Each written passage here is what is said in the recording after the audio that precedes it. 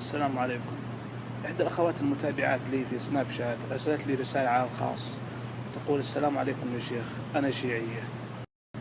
قلت: وعليكم السلام، حياك الله. وكأنها استغربت أني لم أعلق على كونها شيعية، وذكرت أنها تتأذى كثيرا من سب الناس لها حينما يعلمون أنها شيعية.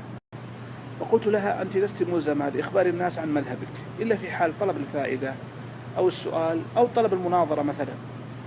أبدت هذه الفتاة فرحها حينما بينت لها أني لا أقر مثل هذا السب، وبينت لها أن الشتيمة لا تنصر دينا ولا تهدي ضالا.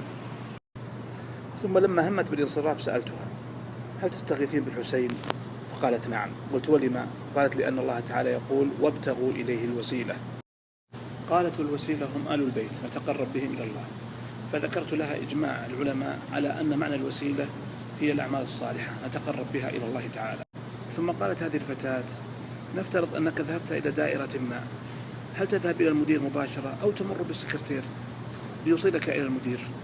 فقلت لها: لو ذهبت إلى الدائرة ولم تستطيع الوصول إلى مكتب المدير وأتيحت لك فرصة المنادات، فمن ستنادين، المدير أو السكرتير؟ ثم لو أردت أن تكتبي خطابا، هل ستكتبيه باسم السكرتير أو باسم المدير؟ ولله المثل الأعلى في كل ذلك. ثم أيتها الشيعية الكريمة، وأعتقد أنك تشاهدين الآن، هل يصح أن يقول الله تعالى: ادعوني أستجب لكم، وأنت تقولين: لا، بل ندعو الحسين وهو الذي يوصل طلباتنا إليك؟ آية نقرأها يحفظها صغيرنا وكبيرنا: وإذا سألك عبادي عني فإني قريب. فهل القريب يحتاج إلى وسيلة تقربنا إليه؟ والمشكلة أن هذه الوسيلة التي تظنين أنها تقربك إلى الله هي في الحقيقة تبعدك عنه جدا. إنه من يشرك بالله فقد حرم الله عليه الجنة. أخيرا مشاهدي الكرام، من أراد أن يوصل رسالة لهذه الفتاة فدونكم الخاص. السلام عليكم.